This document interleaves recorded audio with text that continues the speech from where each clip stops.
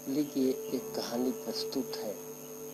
कहानी का शीर्षक है गुदड़ी। सास माँ आई तो बहू ने कहा, भरथरी आया था माँ। तो कुछ दिया उसे? सास माँ ने पूछा था।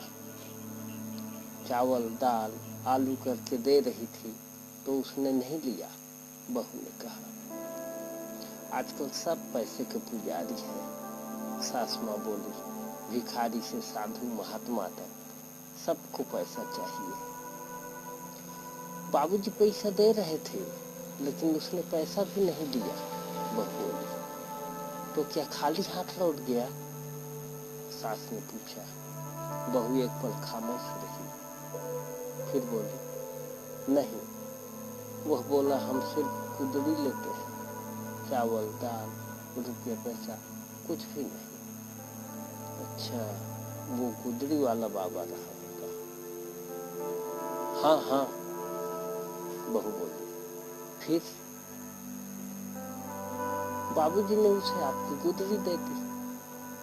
क्या? सास माँ के तेवर अचानक तेजी से बदले। तुम्हारे ससुर ने उसे मेरी गुदड़ी दे दी? बहू सास के बदलते तेवर देख चुकी थी। उसके मुंह से हाँ तक नहीं निकल रहा। इधर सास माँ वहां पहुंची जहां वो गुदड़ी टांगती थी। कपड़ों को उलट पलट कर देखा, सचमुच गुदड़ी न थी। वह तेजी से पलटी और अपने बूढ़े पति के सामने जा खड़ी हुई। क्यों जी, देने के लिए आपको और कुछ नहीं दिखा? अब ला के दीजिए मुझे मेरी गुदड़ी। अरे जाने दो, बूढ़े पति ने समझाया। फटकर तार तार हो चुकी थी, दे दी। फटकर तार तार थी, दे दी, मुंह बिगाड़ कर सासू माँ बोली। अरे फटे हुए कपड़े की ही तो गुदड़ी बनती है। नए कपड़े की देखी है कहीं तुमने? अरे भाग्यवान, तो उसके लिए अब छाती पीटने से क्या फायदा? तुम्हारे चीखने चिल्लाने से आती नहीं जाएगी। दे दी सो दे दी। छाती क्यों न पीटूं? क्यों न पीटूं छाती? ऐसे कैसे मान लूं दे दी तो दे दी? एक क्षण ही चुप रही होगी, फिर बोली, मुझे मेरी गुदड़ी ला के दो। लेकिन तुम क्या लाओगे? मैं ही ले आऊंगी। बाबा किधर गया? तुमने देखा था बहू? इससे पहले कि बहू कुछ बोलती, वह धम धम पैर पटकती बाहर निकल गई थी।